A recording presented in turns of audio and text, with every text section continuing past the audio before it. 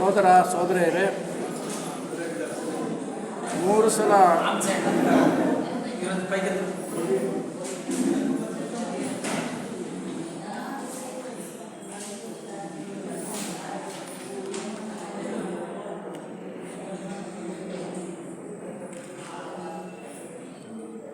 ಸಲ ಓಂಕಾರ ಮಾಡಿ ನಮ್ಮ ಕಾರ್ಯಕ್ರಮವನ್ನು ಪ್ರಾರಂಭ ಮಾಡೋಣ.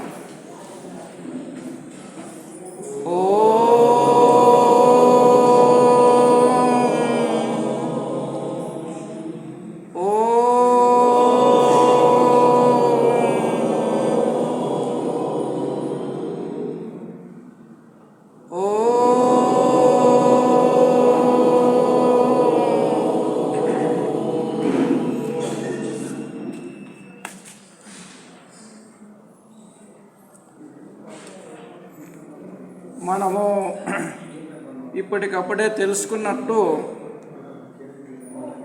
ఆనందభరిత జీవనము ఈ గ్రంథాన్ని సోదర వివి చలం గారు సంకలనం చేశారు.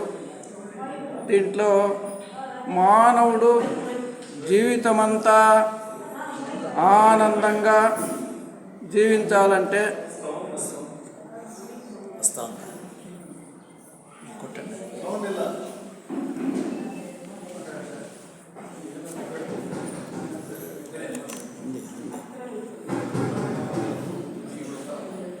మానవుడు ఎలాంటి జీవనం చేయాలి అని వాళ్ళు అనేక విషయాలను వేరువేరే గ్రంథాల నుండి వేరువేరే సాధకుల నుండి సంగ్రహించి ఈ పుస్తకంలో రాశారు.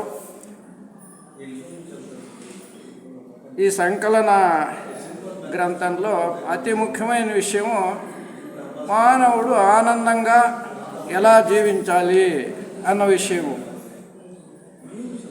వినపడం లేదా? వినపడుతుందా? హలో, ఆ లాస్ట్కి వినపడుతుందా?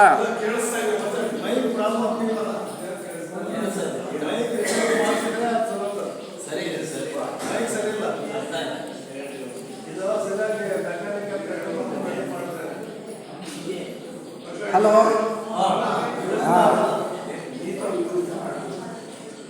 మరి మీకు వినపడకపోతే నేను మాట్లాడుతుంటే ఏం ప్రయోజనం ఉండదు. ఇప్పుడు వినపడుతుంది అనుకుంటాను. సరే, థ్యాంక్స్. వాళ్ళు ఈ గ్రంథంలో మొదటిసారిగా ప్రపంచంలో హింస, హత్య, దౌర్జన్యము ఇవే ఎక్కువగా ఉన్నాయి. అందరూ చెప్పే విషయాలు ఇవే. జగత్తు చెడిపోయిందప్ప అంటారు, ప్రపంచమేమో చెడిపోయింది, కాలం చెడిపోయింది అని అందరూ సామాన్య మానవులు కూడా ఇలా అంటుంటారు. చెడిపోయింది ఎవరు? కాలమా? ప్రపంచమా? చెడిపోయింది మనమే.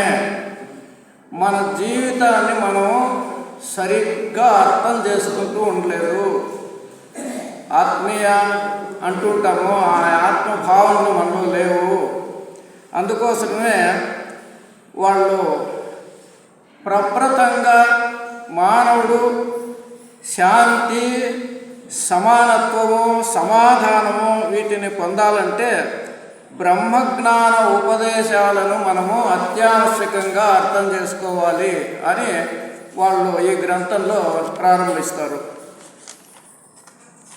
దాన్నే థియోసాఫికల్ టీచింగ్స్ అని చెప్పినారు. అంటే బ్రహ్మజ్ఞాన బోధనలు. బ్రహ్మజ్ఞాన బోధనలన్నీ మానవుని జీవితాన్ని సక్రమపరిచే విధానాలే బ్రహ్మజ్ఞాన బోధనలు అని మనం అర్థం చేసుకోవాలి.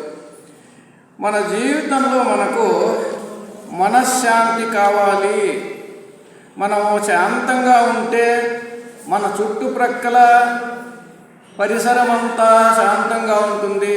అంటే మొదలు మనం శాంతంగా ఉండడం నేర్చుకోవాలి. మనము శాంత స్థితిలో ఉంటే జగత్తంతా శాంతంగా ఉంటుంది. అంటే వారి వారి పట్ల వాళ్ళ శాంత స్థితిని సాధిస్తే ఇతరులు ఎవరునూ అశాంతిగా ఉండనక్కర్లేదు. ప్రతి మానవుడు శాంతిని సాధిస్తే ఇక శాంతిగా ఉంటుంది ప్రపంచము. అందుకోసమే అది మనల నుంచి ప్రారంభం కావాలి. ప్రతి మానవుడి నుంచినే ఆ శాంతి అనేది సాధన కావాలి అంటారు. మనం ఎప్పుడూ ఆనందం కావాలి అని ఆశిస్తూ ఉంటాము. అయితే ఆ ఆనందాన్ని మనం ఎక్కడ చూస్తున్నామో ప్రాపంచిక విషయాల్లో, వస్తు సంగ్రహణలో, ఆస్తిపాస్తుల్లో, ధన సంగ్రహణలో, వాటిలోనే మనం ఇదే ఆనందం అనుకుంటున్నాం. పెద్దగా ఇల్లు కట్టామనుకోండి 5 అంతస్తులు, అప్పుడు ఏం ఆనందపడతాడు అంటే వెనక దుఃఖం ఉంది, అతను అర్థం కాదు, అప్పు చేశాను, అదేదో ఇంకో తొందరపడతాను, అది వెనకటుండే దుఃఖాన్ని గురించి ఆలోచన చేయడు మానవుడు. అది నిజమైన ఆనందం కాదు. ఎప్పుడు ఆనందం అవుతుందంటే విషయ భోగాల నుంచి అవతలు వచ్చినప్పుడు. ఏం విషయ భోగాలు ఉన్నాయి, ఆస్తిపాస్తులు, సంపాదన, అలాంటివన్నీ, వాటి నుంచి అవతలు వస్తే అప్పుడు మనకు నిజమైన ఆనందము కలుగుతుంది.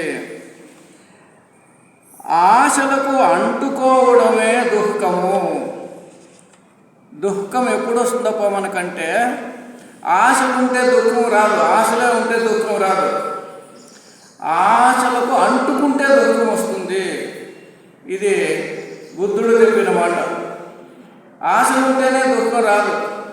ఒక వ్యక్తి తన కొడుకు ఇంజనీరు, డాక్టర్ అనుకుందాము.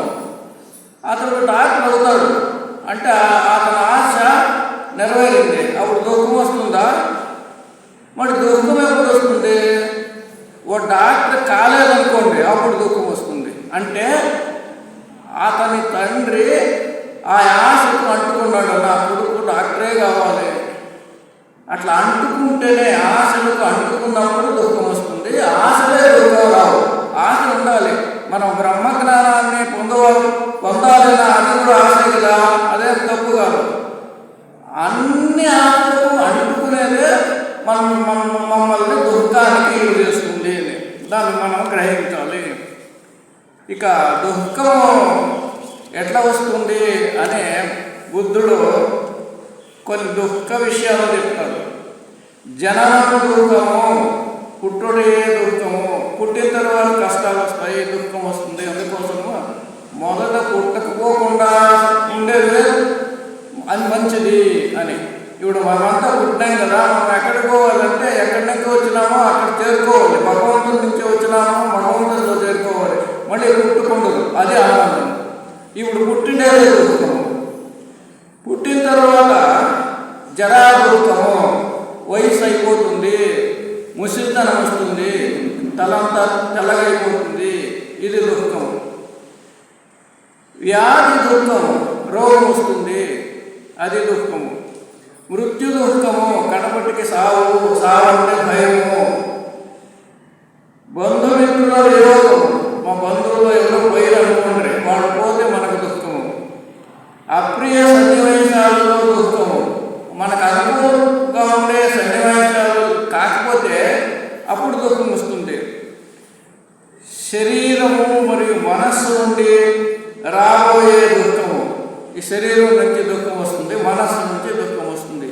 దుఃఖానికి మూలము ఈ రెండే, ముఖ్యంగా మనస్సే. ఈ దుఃఖ నివారణకు మనలో ఉన్న బుద్ధ స్వభావమును సాక్షాత్కరించుటే ముఖ్యము. మనలో బుద్ధ స్వభావం ఉంది, దాన్నే మనం ఆత్మజ్ఞానం అంటాము, భగవంతుని అంశం అంటాము. దాన్ని మనము అర్థం చేసుకునేదే నిజమైన దుఃఖ నివారణ. నేను భగవంతుని అంశము, భగవంతుని స్థానానికి ఎదిగే అర్హత నాకుంది, భగవంతునంటువంటి వాడిని నేను కావచ్చు, మానవుడు మానవాతీతుడు కావచ్చు అని మనం అర్థం చేసుకుంటే అప్పుడు దుఃఖం ఉండదు.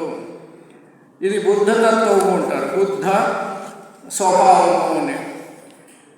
ఆనందంగా ఉండడానికి బుద్ధుడు చెప్పిన మహాసద్గుణం, ఆనందంగా ఉండాలంటే, ఆనంద భరిత జీవనం చేయాలంటే మొదలు శ్రద్ధ, దేనిలో శ్రద్ధ? సంపాదించడంలో శ్రద్ధ అది కాదు. శ్రద్ధ నైతిక జీవనంలో శ్రద్ధ, నీతియుక్తమైన జీవనం చేసేది శ్రద్ధ. దాంట్లో శ్రద్ధ ఉండాలి. ఆధ్యాత్మిక మరియు మానసికమైన మౌల్యములలో శ్రద్ధ, ఆధ్యాత్మిక విషయాలలో శ్రద్ధ. ఇక్కడికి రావాలంటే శ్రద్ధ ఉండాలి. ఏదో నాకు పన్నుపాటు ఉంది, నేనేమి అట్లా తిరుక్కోవడానికి అవుతుందా అంటే కాదు. ఇక్కడికి వస్తే 4 మంచి విషయాలు మన చెవులో పడతాయి. దాని నుంచి మనకి ఆధ్యాత్మిక మార్గానికి మనకు అనుకూలం అవుతుంది అనేదే శ్రద్ధ.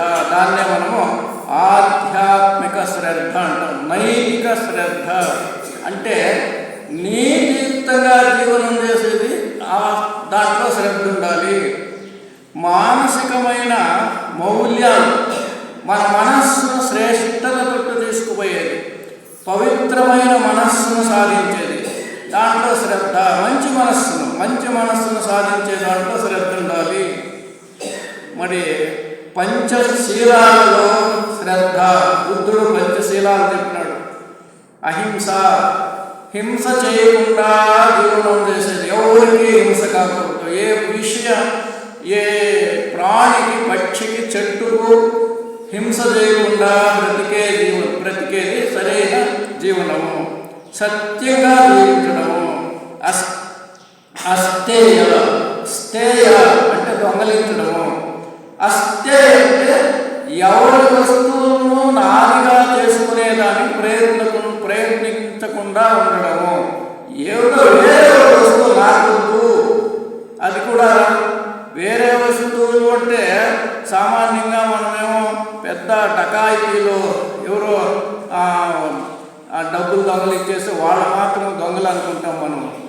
ఎవరిలో ఇంటి ముందు ఉండే చెట్లో పూలు కోసుకొచ్చేది కూడా దొంగతనమే అంటారండి. అది అంత శ్రేష్టతను పాలించాలి. ఏ వస్తువు నాది కాని వస్తువు నాది అనుకోకూడదు అనే బుద్ధుడు చెప్తాడు. ఇక బ్రహ్మచర్య, దాంపత్య జీవనంలో శిస్తును పాటించడము, మద్యపాన వర్జనము. ఏ పరిస్థితుల్లోనూ మద్యపానాలు సేవించకూడదు. దీన్నే పంచశీలాలు అనే బుద్ధుడు చెప్పినాడు. ఇక దాన గుణమును పెంచుకోవడము, ఉదారిగా ఉండాలి దాన గుణాన్ని. ఈ దాన గుణం గురించి మన స్మృతులు ఏం చెప్తాయంటే, అదాన దోషేణ భవేద్ దరిద్రం, దరిద్ర దోషేణ కరోతి పాపం, పాపం కరోతి పునర్దరిద్రం అనే శృతులు చెప్తాయి. ఏమంటే దానం చేయకుండా ఉండే ఒక జీవనంలో వాడు ముందర జీవనంలో దరిద్రుడై పుడతాడు. ఏ దానం చేయలేదనుకోండి, మనం ముందరి జన్మ ఎలా అంటే దారిద్ర్యం వస్తుంది. దారిద్ర్యం వస్తే తప్పు చేయాల్సి వస్తుంది, పాపం చేయాల్సి వస్తుంది. పాపం చేస్తే పునర్దరిద్రం, మళ్ళీ దరిద్రం వస్తుంది. కాబట్టి దాన గుణాన్ని మనం పెంచుకోవాలి. అదాన దోషేణ భవేద్ దరిద్రం, దరిద్ర దోషేణ కరోతి పాపం, పాపం కరోతి పునర్దరిద్రం. కాబట్టి మనము దాన గుణాన్ని పెంచుకోవాలి అని మన స్మృతులు చెప్తాయి. రాగరహిత స్థితి, ఏదో ఒకే వస్తువుపై మన ప్రీతి విశ్వాసాలు ఉంచేది, అది కూడా ఉండకూడదు. దాన్ని కూడా మనము సాధించాలి. ప్రజ్ఞ, సంపూర్ణమైన దుఃఖరాహిత్యానికి వివేచన ముఖ్యము. ఏది చేయాలి, ఏది చేయకూడదు, అది దాన్ని వివేచన, ప్రజ్ఞ అంటాం. ఈ పైన చెప్పబడిన సద్గుణాలను సాధించడానికి చిత్తశుద్ధి ఆవశ్యకత. ఇవన్నీ పంచశీలాలు, శ్రద్ధ, నైతిక జీవనము, ఆధ్యాత్మిక జీవనము, వీటన్నిటి సాధన మనకు కావాలంటే అతి ముఖ్యమైనది చిత్తశుద్ధి. చిత్తశుద్ధి అంటే మనస్సును శుద్ధిపరచుకోవడము, మనస్సును శుద్ధిగా ఉంచుకోవడము. అందుకోసమే మనం యోగి వేమన గారు ఆత్మశుద్ధి లేని ఆచారమది ఎలా, ఆత్మశుద్ధి లేని ఆచారమది ఎలా, బాండశుద్ధి లేని పాకమేల, చిత్తశుద్ధి లేని శివపూజ లేలరా విశ్వదాభిరామ వినురవేమ అని వేమన గారు చెప్తారు. ఆత్మశుద్ధి అంటే ఇక్కడ సామాన్యంగా కొన్ని గ్రంథాల్లో విషయాల్లో ఆత్మను మనస్సు కూడా చెప్తారు. ఇక్కడ ఆత్మ అంటే మనస్సే. మనస్సు శుద్ధి లేని ఆచారం ఉపయోగం కాదు.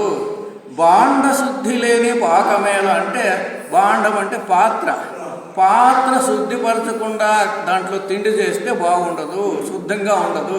ఇక్కడ బాండం అంటే విశాలమైన అర్థం ఉంది. మన శరీరం కూడా బాండమే, ఇది కూడా ఒక పాత్రే.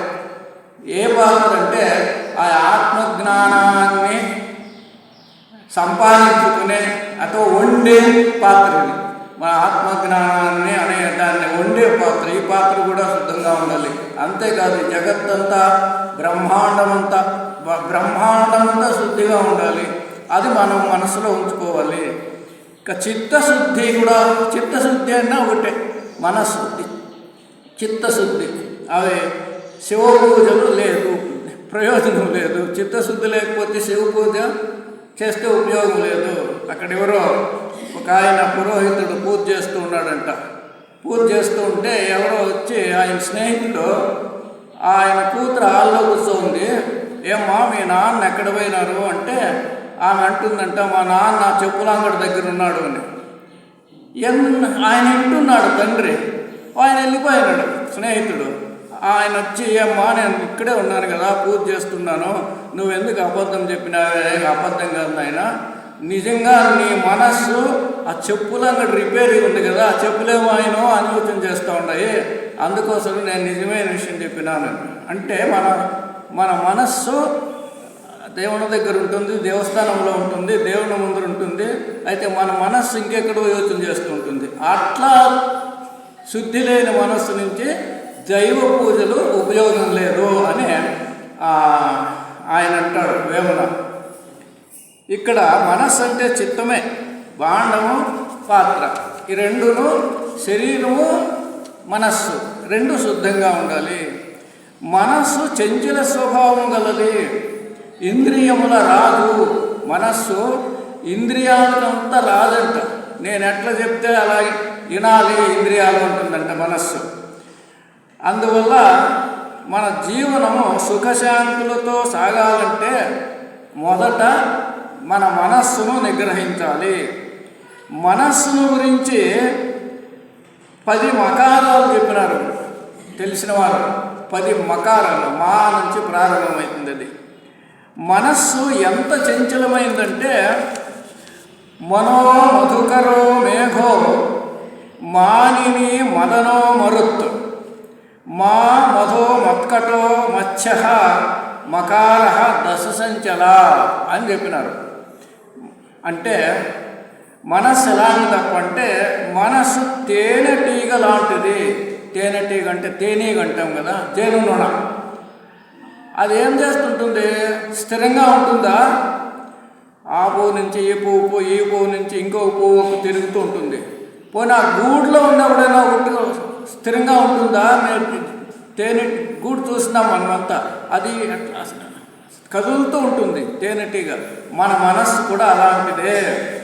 ఇక మోడాలు స్థిరంగా ఉండవు, కదులుతూనే ఉంటాయి. మన మనస్సు కూడా మోడం లాంటిదే. మరి మానిని అంటే స్త్రీ మనస్సు కూడా చంచల స్వభావమే అంటారు తెలిసిన వాళ్ళు. ఇక మన్మథుడు అంటే విషయభోగాలు కూడా చంచలాన్ని సృష్టిస్తాయి. గాలి మేఘో మదనో మరుత్ అంటే గాలి లాంటిది మనస్సు. గాలి ఒక చోటు ఉండదు. అంతేకాకుండా మా అంటే లక్ష్మి కూడా ఒక చోటు ఉండదు. డబ్బు ఒకరి దగ్గర ఉండదు. మనం పారాడుతూ ఉంటాం కదా, నా జేబులో దుడ్డు కండక్టర్కి ఇస్తాను, కండక్టర్ తక్షణం ఇంకోరికి ఇస్తాడు, వాడు ఎత్తుపోయి అంగడిలో ఇస్తాడు, వాడు ఎత్తుపోయి బ్యాంకులో పెడతాడు, ఇంకోటి వచ్చి బ్యాంకులో దుడ్డు తీసుకుంటాడు. అంటే లక్ష్మి ఎంత చంచల స్వభావం అయింది, ఒక చోటు ఉండదు. అట్లనే మనస్సు కూడా ఒక చోటు ఉండదు. అంతేకాకుండా మదన అంటే కాలం, అట్లనే మదము కూడాను. మదము కూడాను ఒక చోటు ఉండదు. అధికారము, ధనమదము, పాండిత్యమదము అది కూడాను స్థిరమైంది కాదు. కోతి, మర్కటం అంటే కోతి. ఈ మనస్సు కోతి లాంటిది. కోతి ఒక చోటు ఉంటుందా? ఈ కొమ్మ నుంచి ఆ కొమ్మ మీదకి, ఆ కొమ్మ నుంచి ఈ కొమ్మ మీదకి. అట్లా మనస్సు ఎట్లాంటిదంటే తేనెటీగ లాంటిది. మోడము, స్త్రీ, మన్మథుడు, గాలి, లక్ష్మి, మదం, కోతి అలాంటి 10 మకారాలు చెప్పినారు. అట్లనే మన మనస్సు కూడా ఆ వికార స్వరూపంలో, చంచల స్వరూపంలో పనిచేస్తుంటుంది అని శంకరాచార్యులు ఈ మనస్సును గురించి తమ వివేక చూడామణి గ్రంథంలో చెప్తారు. మనోనామ మహావ్యాఘ్రో విషయారణ్య భూమిషు చరత్యత్రేణ గచ్చంతు సాధవో ఏ ముముక్షః సాధయే ముముక్షోః. విషయ వస్తువులు అన్న అరణ్యంలో మనస్సు పెద్ద పులిలా సంచరిస్తుంటుంది. పెద్ద అరణ్యం, మహారణ్యంలో ఒక పెద్ద పులి సంచరిస్తూ ఉంది. దాని ఎదురుపోతే మమ్మల్ని తినేస్తుంది. అట్లనే విషయ భోగాలు అనే పెద్ద అరణ్యంలో ఈ మనస్సు పులిలా సంచరిస్తుంది. నీవు ఆ పులి దగ్గరకు వెళ్ళొద్దు. అంటే ఆ మనస్సును గురించి నీవు పట్టించుకోవద్దు. నిన్ను ఎక్కడో తప్పుదావలకు తీసుకుపోతుంది. అంతేగాక పులి మాదిరి నిన్ను ఆక్రమిస్తుంది మనస్సు అని ఆ శంకరాచార్యులు చెప్తారు. మనస్సు బలమైన, హఠమాది మరియు సదృఢమైనది, బలు శక్తిశాలి. అందువల్ల మనస్సు విషయంగా జాగ్రత్తగా ఉండు. బలమైన శక్తిశాలి మనస్సు, దానివల్ల నీకు చెడ్డ జరుగుతుంది. మనస్సు విషయంగా అతి జాగ్రత్తగా ఉండు అని శంకరాచార్యులు చెప్తారు. ధమ్మపదములో భగవాన్ బుద్ధుడు ఇలా రాస్తాడు.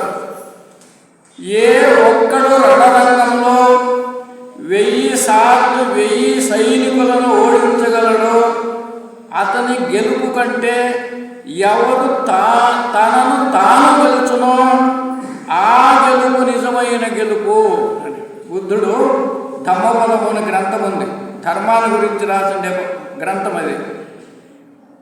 ఏ ఒక్కడు, ఒక సైనికుడు రణరంగంలో 1000 సార్లు 1000 సైనికులను గెలుస్తాడో వానికంటే తన మనస్సును తాను గెలిచిన వాడు ధీరుడు అని. అంటే మనస్సును గెలిచేది ఎంత కష్టమో. 1000 సైనికుల్ని 1000 సార్లు గెలవచ్చు, అయితే మనస్సును గెలిచేది కష్టము అని వాళ్ళు బుద్ధుడు చెప్తారు. స్వామి వివేకానందులు మనస్సు యొక్క స్వభావాన్ని గురించి ఇలా చెప్పినారు. మనస్సు పిచ్చి పట్టిన కోతికి పోల్చడమైనది.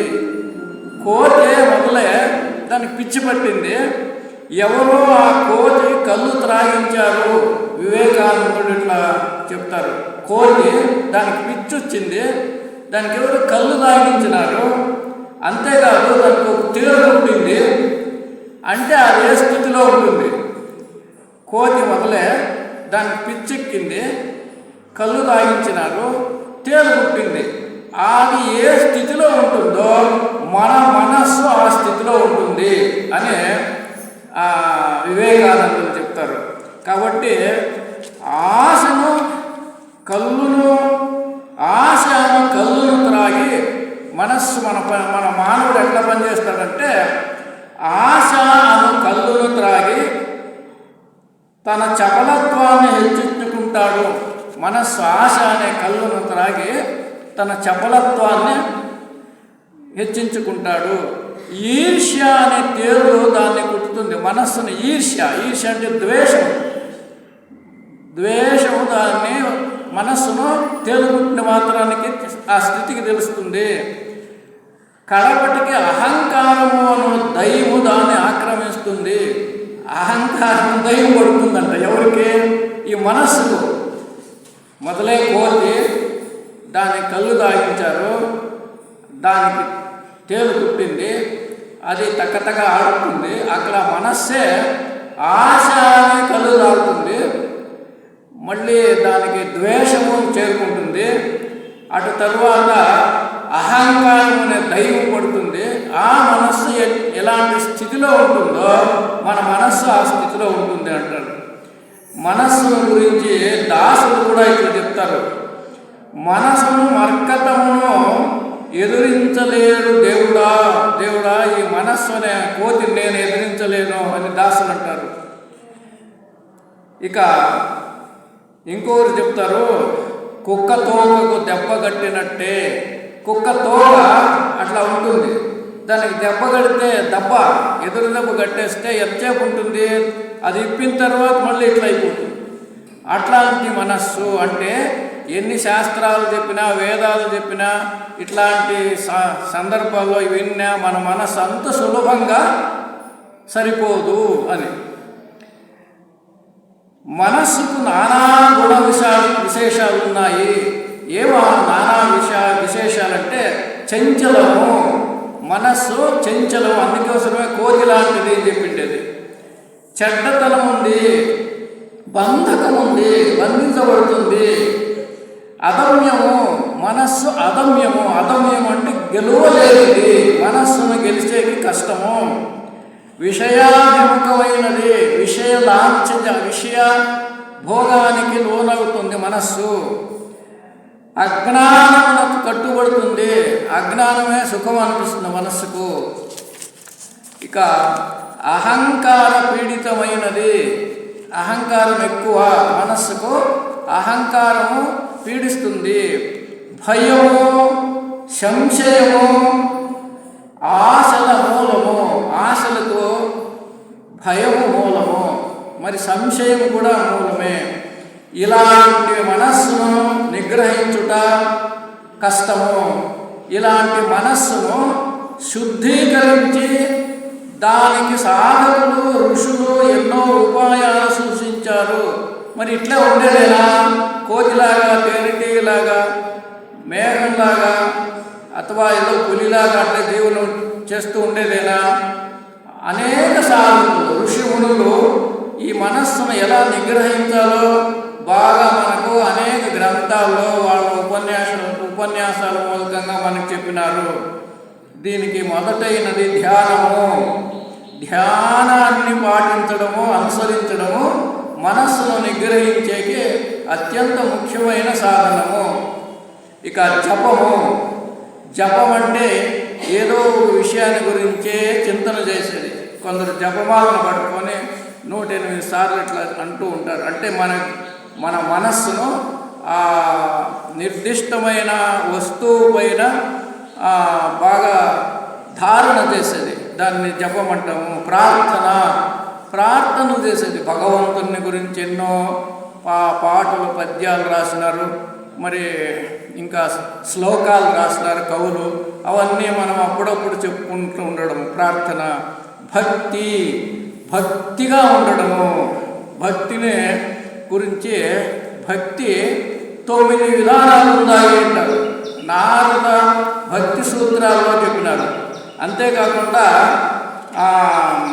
దీంట్లో పోతన భాగవతములో ప్రహ్లాదు భక్తిని గురించి వాళ్ళ తండ్రికి చెప్తాడు.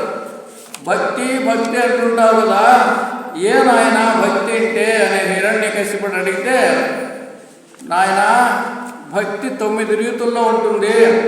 భగవంతుణ్ణి 9 విధాలుగా మనం ప్రార్థన చేయొచ్చు. అట్లా పోతన బాగా పద్య రూపంలో రాస్తాడు. అన్ని తను హృద్భాషణ సఖ్యము, శ్రవణము, దాసత్వము, వందనార్చనము, సేవయు, ఆత్మలో నెరుకయు, సంకీర్తనంబను నీ 9 భక్తి మార్గముల సర్వాత్మన్ హరిన్నమ్మి సజ్జనుడై ఉండుట భద్రమంచుదలతు సత్యంబు దైత్యోత్తమా అనే సుందరంగా పోతన పద్యాలు రాసినాడు. తను హృద్భాషల సఖ్యం, త్రికరణ శుద్ధిగా తను హృద్భాష. తను అంటే శరీరం, హృద్ మనస్సు, భాష త్రికరణ శుద్ధిగా భగవంతునితో సఖ్యము చేయుట అంటే భగవంతుని జతలో స్నేహపూర్వకంగా ఉండుట. మనము అర్జునుడు కృష్ణుడు, అర్జునుడు శిష్యుడే, భక్తుడే, అయినా భగవంతునితో స్నేహపూర్వకంగా ఉండేవాడు. మనం కూడా భగవంతుని జతలో స్నేహపూరితంగా ఉండాలి. శ్రవణం, భగవంతునే కీర్తనలను శ్రవణించాలి, వినాలి. శ్రవణం దాసత్వము, భగవంతునికి మనం దాసుడు కావాలి.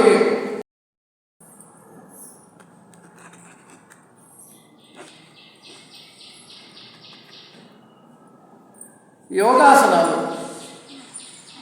మన శరీరాన్ని సుస్థితిలో పెట్టుకునేదానికి, ఆరోగ్యంలో పెట్టుకునేదానికి, మనస్సును నిగ్రహంలో పెట్టుకునేదానికి శరీరం నుంచి చేసే ఆసనాలు కూడా ముఖ్యమే.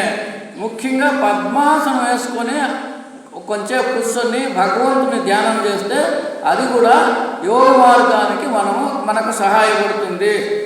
ఇక మౌన వ్రతము, మౌనంగా ఉండడం, ఇది ఎంత కష్టమో మనం ఒక నిమిషం కూడా మౌనంగా ఉండలేము. ఇక్కడేదో అన్ని చోట్ల మౌనమాగిరి అని బోర్డులు వేసింటారు. మనం మౌనంగా ఉండము, పాట పాడేకపోతాము, ఇంకేదో కథ చెప్పేకపోతాము, ఇంకేదో క్షేమ సమాచారాలు చేయకపోతాము. అవన్నీ కావాల్సిందే, అయితే వాటిని మించింది మౌనం. కాబట్టి మనం మౌనంగా ఉండడాన్ని మనం అభ్యాసం చేయాలి. దానికి ఆ స్మృతి ఏం చెప్తుందంటే, కృషితో నాస్తి దుర్భిక్షం, కృషితో నాస్తి దుర్భిక్షం, జపతో నాస్తి పాతకం, మౌనేన కలహం నాస్తి జాగ్రత్తో భయం అనే ఒక శ్లోకం ఉంది. కృషితో నాస్తి దుర్భిక్షం అంటే ఏదో వృద్ధి చేసేదాని నుంచి దుర్భిక్షం ఉండదు, అంటే బీదతనం ఉండదు. జపతో నాస్తి పాతకం, భగవంతుణ్ణి జపించేదాని నుంచి మనకు పాతకం ఉండదు, పాపం ఉండదు. మౌనేన కలహం నాస్తి, మౌనంగా ఉంటే కలహం ఉండదు. ఇది అత్యంత ముఖ్యమైనది. మౌనేన కలహం నాస్తి. వీళ్ళు కైవార నారాయణ గారు ఒక తత్వం చెప్పినారు. ఏమంటే, చెవిటి మూగి గ్రుడ్డి ఒక చోట ఉండిన వాదు లేదు వైకుంఠపురమయ నాద బ్రహ్మానంద నారాయణ కవి. చెవిటి అంటే వినకుండా ఉండడం, అది చెవుకి మౌనాన్ని ఇచ్చేది, మౌనంగా ఉండమని చెప్పేది చెవుకి. చెవిటి గ్రుడ్డి అంటే చూసింది చూపును మౌనంగా పెట్టుకునేది. చెవిటి గ్రుడ్డి. మూగి అంటే మాట్లాడేదాన్ని మౌనంగా పెట్టి తక్కువ మాట్లాడేది. ఈ మూడు ఎక్కడుంటాయో, చెవిటి గుడ్డి మూగి ఒక చోట ఉండిన వాదు లేదు, వాదు ఉండదు. ఎవరికి? ఇంట్లో వాళ్ళకి అత్తకు కోడలకు కావచ్చు, తండ్రికి కొడుకు కావచ్చు, ఎవరికి వాదు ఉండదు. ఎప్పుడు ఈ మూడింటికి మౌనాలు ఉంటాయి. వాదు లేని గృహం వైకుంఠపురమయ్య. ఎక్కడ వాదం ఉండదో, కలహం ఉండదో, మనం జగడం అంటాం కన్నడంలో, జగడం ఉండదో అది వైకుంఠపురం. ఆ సంసారం వైకుంఠం ఉండేట్టు ఉంటుంది అని కైవారం నారాయణప్ప గారు. కాబట్టి మనం మౌనాన్ని ప్రాక్టీస్ చేయాలి, అభ్యాసం చేయాలి. ఇది భక్తికి సంబంధించిందే. ఆ భక్తి కూడా, మౌనం కూడా భక్తే. మౌనంగా భగవంతుని స్మరించుకునేది. ఈ సాధన నుండి మానవుడు తన మనస్సును శుద్ధీకరించుకోగలడు. భగవద్గీతలో కూడా మౌనాన్ని గురించి కృష్ణ పరమాత్మ ఇలా తెలియజేశాడు. ఉద్ధరేత్ ఆత్మనాత్మానం ఆత్మానం అనసాదయేత్ ఆత్మైవ హ్యాత్మనో బంధుః ఆత్మైవ రిపురాత్మనః. మానవుడు తనకు తానే ఉద్ధరించుకోవాలి. మానవుడు తనను తానే ఉద్ధరించుకోవాలి.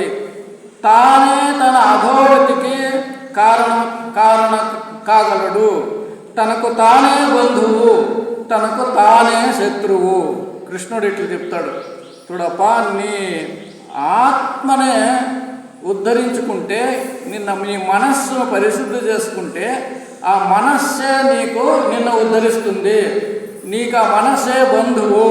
ఒకవేళ దాన్ని నియంత్రించుకోకపోతే అది నీకు శత్రువు అని కృష్ణ పరమాత్మ ఆ భగవద్గీతలో చెప్తాడు. మానవుడు తనను తానే ఉద్ధరించుకోవాలి, తానే తన అధోగతికి కారణమగును. అందుకోసము మనస్సును నిగ్రహించాలి. ఇక కృష్ణుని వచనములు సర్వలకు సర్వకాలికమైనవి. కృష్ణుడు భగవద్గీతలో ఏం చెప్పినాడో అదే సర్వకాలిక సర్వదేశ అని చెప్తాం. అంటే ప్రపంచమంతా ఉద్ధరించేట గ్రంథం అది, అత్యంత ముఖ్యమైన గ్రంథము అని. అందుకే కృష్ణుడు భగవద్గీతలో మనస్సును గురించి అర్జునునికి ఇలా చెప్పినాడు.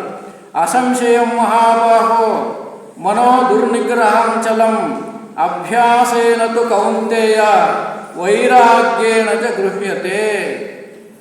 అడుగుతాడు అర్జునుడు, నీవెన్నో బోధన చేసావు, మనస్సును అదుపులో పెట్టుకోమంటున్నావు, అయితే నాకంత కాదు, సాధ్యం కాదు అంటే అవునప్ప కృష్ణుడు కూడా ఒప్పుకుంటాడు. అసంశయం మహాబాహో, సంశయం లేదు, మనస్సును నిగ్రహించేది కష్టము అనే దాంట్లో సంశయం లేదు. నిజమే, నిజంగా మనస్సును మనం నిగ్రహించలేము, అది దుర్నిగ్రహం, అదನ್ನು నిగ్రహించేది కష్టము. అయితే అభ్యాసేన తు కౌంతేయ, మనం అభ్యాస బలముతో దాన్ని నిగ్రహించవచ్చు, అభ్యాసం చేస్తే నిగ్రహించవచ్చు. ఇంకొకటి ఉంది ఉపాయం, ఏంటంటే వైరాగ్యేణ చ గృహ్యతే, వైరాగ్యం నుంచి మనస్సును నిగ్రహించవచ్చు. ఎప్పుడు వైరాగ్యం అంటే మనకేదో వస్తువు మనకు కనపడింది అనుకోండి, అది కావాలి అనుకుంది మనస్సు, మనకు నాకు వద్దులే అంటే అదే వైరాగ్యం. ఆ వద్దులే అనేది మనకు రావాలి, దాన్ని అభ్యాసం చేసుకోవాలి. కనబడిందంతా నా దగ్గర ఉండాలి, మా ఇంట్లో ఉండాలి అంటే మనస్సును నిగ్రహించే కైలేదు. వైరాగ్యేనకు గృహ్యతే అంటే వైరాగ్యం నుంచి మనస్సును నిగ్రహించవచ్చు అని బెసెంట్ గారు hints on the study of Bhagavad Gita అనే గ్రంథం రాసినారు. ఆ గ్రంథంలో మనస్సును ఎట్లా గ్రహించవచ్చు అని వాళ్ళు చెప్తారు. Mind can be controlled by constant practice and dispassion అని. Mind can be controlled by constant practice, సతతమైన అభ్యాసంతో. కృష్ణుడు చెప్పింది ఏదైతే సతతాభ్యాస, అభ్యాసేనతు కౌంతేయ, అభ్యాసం నుంచి. అట్లనే వాళ్ళు బెసెంట్ గారు కూడా చెప్తారు, mind can be controlled by constant practice చేస్తే, బాగా మనస్సును నిగ్రహించాలి అని ప్రాక్టీస్ చేస్తే, అభ్యాసం చేస్తే మనము డిస్పాషన్ అంటే వైరాగ్యం నుంచి, ಎರಡು విషయాలు అభ్యాసము వైరాగ్యము, దీని నుంచి మన మనస్సును నిగ్రహించుకోవచ్చు. ఇక కృష్ణ పరమాత్ముడు నిశ్చయముగా మనో నిగ్రహము కష్టమే, అందువల్ల వైరాగ్యముతో దాన్ని సతతాభ్యాసముతో దాన్ని నిగ్రహించవచ్చు అని చెప్తాడు. ఇదే విషయాన్ని పతంజలి మహర్షులు యోగ సూత్రాల్లో కూడా తెలియజేశారు. మనస్సును ఎట్లా నిగ్రహించుకోవచ్చు, అదుపులో పెట్టుకోవచ్చు అనే విషయాన్ని పతంజలి మహర్షి తన యోగ సూత్రాల్లో చెప్పినాడు. అభ్యాసము మరియు వైరాగ్యముల సాధన వలన మాత్రమే మనోనిగ్రహం సాధ్యము, అది కాక వేరు మార్గము లేదు అంటాడు పతంజలి. ఈ రెండే, అభ్యాసము వైరాగ్యము, దాంతో మాత్రమే మనస్సును నిగ్రహించుకోవచ్చు. వైరాగ్యమునకు మన జీవితము ఒక భాగముగా చేసుకోవాలను. వైరాగ్యాన్ని మన జీవితంలో ఒక భాగముగా చేసుకోవాలి. ఏదో కనపడిందంతా నాకు వద్దు, నాకు కావాలి అనేదాన్ని విడవాలి, అదే వైరాగ్యం. చూసిందంతా కావాలి, మనసులోకి వచ్చిందంతా కావాలి, దాన్ని విడిచిపెట్టేదే వైరాగ్యము. అది జీవితమంతా పాలించాలి అంటాడు ఆయన. ఇక సాంసారిక జీవితంలోనే నిస్సంగత్వమును పాటించవలెను. సంసారం చేస్తూనే నీదేదో అడవికి వెళ్ళి అతో సన్యాసి అయిపోయి కాదు, సంసారంలో ఉంటూనే ఈ అభ్యాసాన్ని వైరాగ్యాన్ని మనం పాటించాలి అంటాడు. మానవును తన మనస్సు యొక్క మాలిన్యమును స్వతహా తానే నిగ్రహించి పరిశుద్ధి చేసుకునవలను. తనకు తానే, ఇంకెవరో వచ్చి ఏదో ఋషి అథవా ఇంకెవరో స్వాముల దగ్గరికి పోతే మమ్మల్ని సరి చేయలేరు, మమ్మల్ని మనమే సరి చేసుకోవాలి, మన మనస్సును మనమే నిగ్రహించుకోవాలి. ఇక మనస్సు యొక్క నిగ్రహము ప్రతి ఒక్క ఆధ్యాత్మిక సాధకునికి అతి ముఖ్యమైన విషయమును. మనస్సును అదుపులో పెట్టలేకపోతే ఏ ఆధ్యాత్మిక సాధన కాదు. మనస్సు అతి ముఖ్యం. మనస్సును అదుపులో పెట్టుకుంటే మాత్రం మనము ఆధ్యాత్మిక సాధన చేయవచ్చు. ఇక ఇంకో ముఖ్య విషయం ఇక్కడ చెప్పినారు. మనస్సు ఎలాంటిది అంటే మనస్సు తెల్లబట్ట లాంటిది.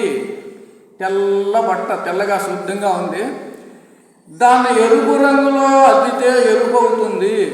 మనస్సు ఎట్లాంటిదంటే తెల్లబట్ట లాంటిది. మనస్సు భగవంతుని దృష్టిలో పవిత్రమైందే, శుద్ధమైందే. అది తెల్లబట్ట లాంటిదే. దాన్ని ఎరుపు రంగులో అద్దితే ఎర్రబడుతుంది. మన మనస్సునేమన్నా మనం దురుపయోగం పడుకుంటే ఆకట్టుపోతుంది. నీలి రంగులో అద్దితే నీలి బట్ట అయిపోతుంది. బట్ట తెల్లగా ఉంది, ఎరుపు రంగులో అద్దితే ఎర్రగా అవుతుంది, నీలి రంగులో అద్దితే నీలం అవుతుంది, నల్ల రంగులో అద్దితే నల్లగా అయిపోతుంది. ఇట్లాంటిదే మనస్సు. అందుకోసము మనస్సును ఏ రంగులోనూ అద్దకుండా చూసుకోవాలి. అది అతి ముఖ్యం. మనస్సును ఏ రంగులో అద్దకుండా అంటే మనస్సును ఏ ఆశలపైన ప్రసరించకుండా చూసుకోవాలి. దాన్నే మనస్సు ఎలాంటిదంటే మనస్సు ఊసరవెల్లి లాంటిది. ఊసరవెల్లి అంటే మనం కన్నడంలో గోసుంబే అంటాం, కెమిలియన్ ఇంగ్లీష్లో. అది ఒక చెట్టు పైన ఉంటుంది. అట్లా ఒక ఆకు తగిలితే ఇంకొక రంగుకు పోతుంది, గాలి తగిలితే ఇంకొక రంగుకు వస్తుంది. మనకంతా తెలుసు, వీడు ఊసిరోళ్ళు అట్లా వాడరా అంటారు. మనం అందరం విన్నాం. మనస్సు కూడా అట్లే మమ్మల్ని మన మనస్సు బదలాయిస్తూ ఉంటుంది. మనస్సును ఇట్లే ఉండేదేనా? మనం ఎట్లా మనస్సును సరిచేసుకోవాలి, తిద్దుకోవాలి? మనస్సు యొక్క నిజస్వరూపాన్ని మొదలు మనము గ్రహించాలి. అప్పుడే మనం తెలుసుకున్నాం కదా, మనస్సు కోతి లాంటిది, గాలి లాంటిది, మేఘం లాంటిది, తేనెటీగ లాంటిది అని అర్థం. నా మనసు ఇట్లా తప్ప నేను దాన్ని భద్రంగా పెట్టుకోవాలా, ఏ రంగులోనా అద్దెకుపోకూడదు అని మనం దాన్ని గ్రహించుకోవాలి. భగవద్గీతలో కృష్ణుడు మనస్సును మళ్ళీ ఆ విషయం చెప్తాడు. యతతో హ్యపి కౌంతేయ పురుషస్య విపశ్చితః ఇంద్రియాణి ప్రమాథీని హరంతి ప్రసభం మనః. అంటే వ్యక్తి ఎంత బుద్ధివంతుడైనా చతురుడైనా ఇంద్రియములు మనస్సును బలవంతముగా తప్పించును. ఎంత దృఢ నిర్ధారణ చేసినా. అప్పుడే మనం వివేకానందులు చెప్పినారు ఏమంటే, 1000 ఒక సైనికుడు యుద్ధంలో సోలిస్తే, ఒక సైనికుడు 1000 సార్లు 1000 సైనికులను సోలిస్తే ఒక మనిషి తను తాను తిద్దుకుంటే దానికి సమానం కాదు అని.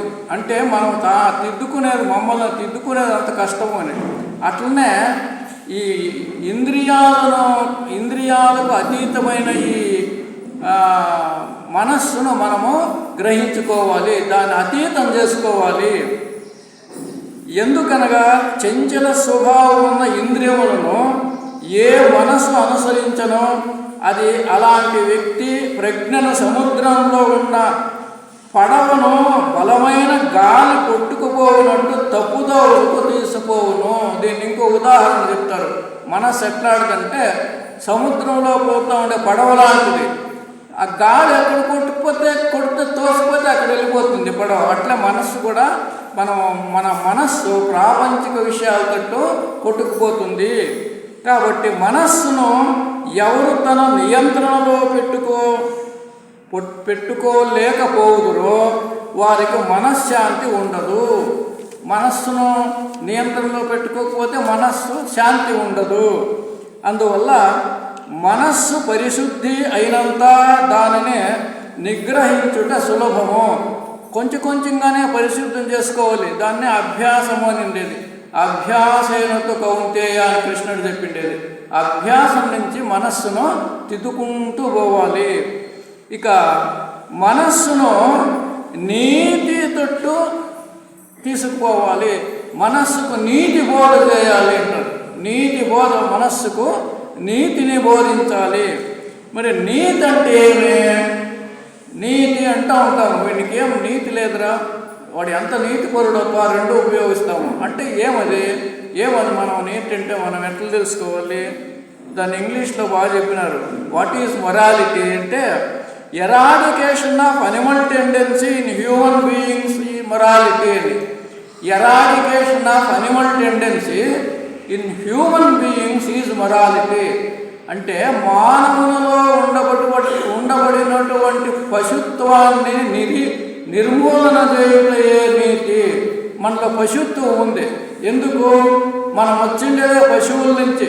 ఎక్కడి నుంచి? పశువుల నుంచి, ప్రాణుల నుంచి మనం ఈ స్థితికి వచ్చినాం. అంటే అవి వాసనా రూపాల్లో కొన్ని గుణాలు మనలో వచ్చినాయి, పశువుల గుణాలు. ఆ పశువుల గుణాలు అంటే ఆక్రమణ గుణము, అంత నాకే కావాలనేది దుర్గుణాలు. ఆ పశువుల్లో ఉండే దుర్గుణాలు మనలో ఉంటాయి. వాటిని నివారణ చేసేదే నీతి. కాబట్టి మనము ఆ పశు స్వభావాన్ని మమ్మల్ని నుంచి తొలగించుకోవాలి. అదే నీతి.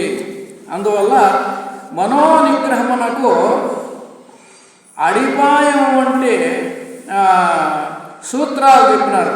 యమ నియమాలు పతంజలి 2 సూత్రాలు ముఖ్యమైన 8 సూత్రాలు, అతి ముఖ్యమైన సూత్రాలు 2 యమ నియమాలు. యమములను మనం ఎట్లా సాధించాలి? దానికి కూడా యమ అంటే 5 సద్గుణాలు చెప్పినారు. అహింస, సత్యాస్తేయ, బ్రహ్మచర్య, అపరిగ్రహ అని. దాంట్లో ఈ యమ అంటే నియమాలు అంటే కొన్ని శౌచ, సంతోష, స్వాధ్యాయేశ్వర ప్రణిధానేని నియమాః. యమ అంటే అహింస, సత్యాస్తేయ, బ్రహ్మచర్య, అపరిగ్రహ. యమ అంటే అహింసతో జీవనం చేసేది, సత్య జీవనం చేసేది. అహింస, సత్య, అస్తేయ దొంగలించకుండా జీవనం చేసేది, బ్రహ్మచర్యమును పాలించేది. అపరిగ్రహ అంటే కూడబెట్టుకునే గుణాన్ని తీసేసేది. ఏ వస్తువులు అన్నీ నాకే కావాలా అనేది, ಅಥವಾ ఇతరుల వస్తువులు నాకు కావాలా అనేదాన్ని మనము మన మనస్సు నుంచి తీసేసేది. ఇది యమ అంటాం. శౌచ అంటే కొన్ని శిస్తులను పాటించేది, నియమాలను పాటించేది. శౌచ అంటే పరిశుద్ధిగా ఉండేది, జీవనం అంతా పరిశుద్ధిగా ఉండేది. మన శరీరాన్ని పరిశుద్ధిగా పెట్టుకునేది, మనస్సును పరిశుద్ధిగా పెట్టుకునేది. అటు తర్వాత మన పరిసరాలను పరిశుద్ధిగా పెట్టుకునేది. దాన్ని శౌచం అంటాము. శౌచ సంతోషంగా ఉండేది అంటే తృప్తిగా ఉండేది. మరి స్వాధ్యాయ గ్రంథాలను పరిశీలన చేసి మమ్మల్ని మనం తిద్దుకునేది. ఆ ఈశ్వర ప్రణిధానేని అంటే భగవంతునికి మనము శరణపోయేది. ఎప్పుడు భగవంతా నీకు నేను శరణపోతున్నాను, నన్ను రక్షించు అని మన మనసులో ధ్యానం చేసేది. ఇవి యమ నియమాలు. అందుకోసమే దీన్ని మనము ఈ 2 అతి ముఖ్యమైన జీవితంలో ఏవే? యమ నియమం అంటే యమ అంటే అహింస, సత్యాస్తేయ, బ్రహ్మచర్య, అపరిగ్రహ. శౌచ అంటే శౌచ, సంతోష, స్వాధ్యాయేశ్వర ప్రణిధానాన్ని నియమాః. ఈ 10 తత్వాలను మనం పాటించేది.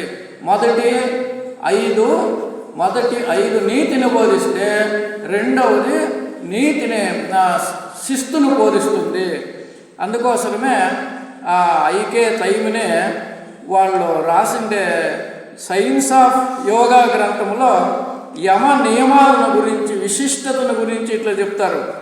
ఏమంటే yama and niyama, the 2 angas of yoga are meant to provide an adequate moral foundation for the yogic training అని. Yama and niyama, the 2 angas of yoga are meant to provide an adequate moral foundation for the yogic training. అంటే ఈ రెండు అంగాలు మానవుని నైతిక తరబేతికి అడిపాయాలు. మానవుని నైతిక తరబేతి ఇవ్వాల్సి అంటే ఈ రెండు అడిపాయాలు ఉన్నట్టు, ఫౌండేషన్ ఉన్నట్టు. కాబట్టి ఈ రెండు అంగాలను మనం అతి ముఖ్యంగా పాటించాలి అని. సాధకుడు సాధన చేయనప్పుడు ప్రబలమైన దుష్ట ఆలోచనలు అడ్డొస్తాయి. మనం సాధన ధ్యానాన్ని కూర్చుంటే ఇంకేదేదో చెడ్డ ఆలోచనలన్నీ మనసులోకి వస్తాయి. అప్పుడు ఏం చేయాలంటే వాటిని ఎలా ఎదురించాలి అన్న విషయాన్ని పతంజలి మహర్షి దీన్ని ప్రతిపక్ష భావనం అని చెప్పారు. ప్రతిపక్ష భావన అనేది ఒకటి చెప్పినారు. ప్రతిపక్ష భావన పతంజలి చెప్పినారు. మనము ఎప్పుడూనూ మన మనసులో దుర్గుణాలు వస్తూ ఉంటాయి. అప్పుడేం చేయాలి అంటే వాళ్ళు చెప్తారు, మన మనసులోకి దుర్గుణాలు వచ్చినప్పుడు ఆ దుర్గుణ స్థానంలో కొంచెం మంచి గుణాలను తీసుకొచ్చేది. దీన్ని ప్రతిపక్ష భావన అంటే దానికి విరోధమైన తత్వాన్ని తెచ్చిపెట్టేది. మన మనసులోకి ఒక చెడ్డ గుణం వచ్చిందనుకోండి, అప్పుడు ఆ చెడ్డ గుణ స్థానానికి ఒక మంచి గుణాన్ని తెచ్చిపెట్టేది. దాన్నే ప్రతిపక్ష భావన అనే పతంజలి చెప్తారు. దాన్ని మనం ఎట్లా అర్థం చేసుకోవాలంటే ఒక ఉదాహరణ చెప్తాను. ఏమంటే మన కోడలు ఉంటారు కదా, కోడలు ఏదో ఒక ఆచార వ్యవహారాల్లోనో ఇంటి విషయాల్లోనో అత్తకు సరిపోని పని చేస్తుంది అనుకుందాము. వాళ్ళ ఇంట్లో లేదో వాళ్ళ సంప్రదాయాలు ఉంటాయి. ఈ అత్తకు సరిపోని పని ఆచార వ్యవహారంలో కోడలు నడుచుకున్నప్పుడు అత్తకి ఏమవుతుంది? అత్తకి కోపం వస్తుంది. అప్పుడు ఏం చేయాలి? ప్రతిపక్ష భావన అంటే ఏం చేయాలంటే ఆ కోపం వచ్చినప్పుడు, కోడల మీద కోపం వచ్చినప్పుడు తన కూతుర్ని జ్ఞాపకం చేసుకుంటే, తన కూతురుని తన ఎట్లా చూసుకుంటుందో, కూతురు తప్పు చేస్తే ఎట్లా క్షమిస్తుందో ఆ భావనను ఈ కోడల స్థానంలో తెచ్చిపెడితే అప్పుడేమవుతుంది? నా కూతురు కోడలు ఇద్దరు ఒకటే, నా కోడల స్థానంలో నా కూతురుని చూస్తున్నాను అని అత్త అనుకుంటే అప్పుడు కోపం ఉంటుందా? ఉండదు. దీన్నే ప్రతిపక్ష భావన అని. మన జీవితంలో కూడా అంతేనే. ఏదో చెడ్డ ఆలోచన మనకు వచ్చింది అనుకుందాం, దాన్ని తొలగించి ఒక మంచి ఆలోచన ఆ స్థానంలో పెట్టేది. ఇది అభ్యాసం చేస్తే మన మనస్సును నిగ్రహించవచ్చు అనే పతంజలి మంచి మన మానవులు గ్రహించేలా బోధ చేస్తున్నారు. కాబట్టి మనము ఈ ప్రతిపక్ష భావనను అభ్యాసం చేయాలి. చెడ్డ భావనలు, చెడ్డ ఆలోచనలు మన మనసులో వస్తే ఆ స్థానంలో ఒక మంచి ఆలోచన తెచ్చిపెట్టే అభ్యాసము మనం చేసుకోవాలి అంటారు పతంజలి. అందుకోసమే దీన్ని బాగా అభ్యాసంతో పెట్టుకోవాలి. ఎప్పుడైతే మన మనసులోకి ఒక దుర్గుణం వస్తుందో ఆ దుర్గుణం స్థానంలో ఒక మంచి గుణాన్ని తెచ్చిపెట్టే అభ్యాసము మనం చేసుకోవాలి. కాబట్టి మనము మనస్సును నిగ్రహించాలంటే ఇది అతి ముఖ్యమైన విషయము. అందువల్ల మనము ఈ మనస్సును అత్యంత కష్టమైన విధానమైనా కానీ సాధనతో, త్యాగంతో మనం మనస్సును నిగ్రహించుకోవచ్చు. అందుకోసమే మనలో అనేక సుప్త శక్తులు ఉన్నాయి. వాటినన్నిటినీ జాగ్రత్త చేసుకుంటే మన మనస్సును నిగ్రహించుకోవచ్చు. మంచి గుణాలు కూడా ఉన్నాయి మనలో. దైవభక్తి ఉంది, భయం ఉంది. దేవుని గురించి మనకు భయం ఉంది. దాన్ని గాడ్ ఫియర్ అంటాం. ఏమో నేను తప్పు చేస్తా ఉన్నా అంటే భగవంతుడు చూస్తాడప్ప, నన్ను గ్రహిస్తాడు అని అది మనసులో ఉంటే, ఆ దృఢమైన భగవంతుని పైన మనకు నమ్మకం ఉంటే మన మనస్సును నిగ్రహించుకోవచ్చు. కాబట్టి మనము ఇట్లా అనేకమైన సాధనల నుంచి మన మనస్సును నిగ్రహించుకోవచ్చు. మనస్సును నిగ్రహిస్తే, మనస్సును అదుపులో పెట్టుకుంటే మన శాంతి స్థాపన అవుతుంది. మనం శాంతి స్థాపన చేసుకొని శాంతిగా నడుచుకుంటే ఇతరులు కూడా మమ్మల్ని చూసి వాళ్ళు కూడా నేర్చుకుంటారు.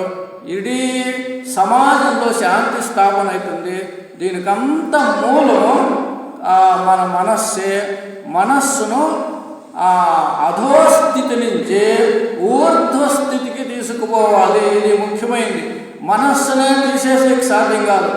మనస్సును ఏం చేయాలంటే మన చెడ్డ ఆలోచనల నుంచి మంచి ఆలోచనలు, రెండు పనులు చేసేది మనస్సే. చెడ్డ ఆలోచనల నుంచి మంచి ఆలోచనలు చేసేది అభ్యాసం చేసుకోవాలి. దాన్నే ప్రతిపక్ష భావన అని పతంజలి మహర్షి అంటే చెడ్డ ఆలోచనలకు బదులు మంచి ఆలోచనలు చేసేదాన్ని మనం అభ్యాసం చేసుకోవాలి. ఒకటోది. ఇంకోటి వైరాగ్య స్థితిలో జీవనం చేసేది. అభ్యాసేనతు కౌంతేయ వైరాగ్యేన చ గృహ్యతే. ఈ రెండు మనం అభ్యాసం చేసుకోవాలి.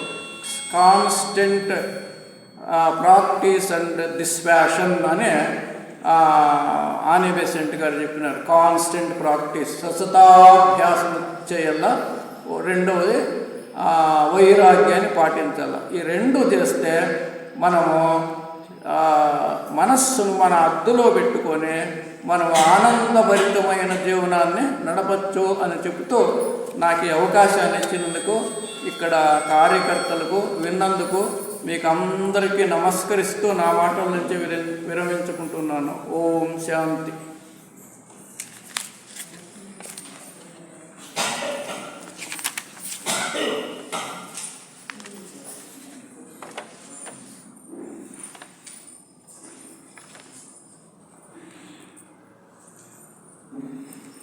ముందుగా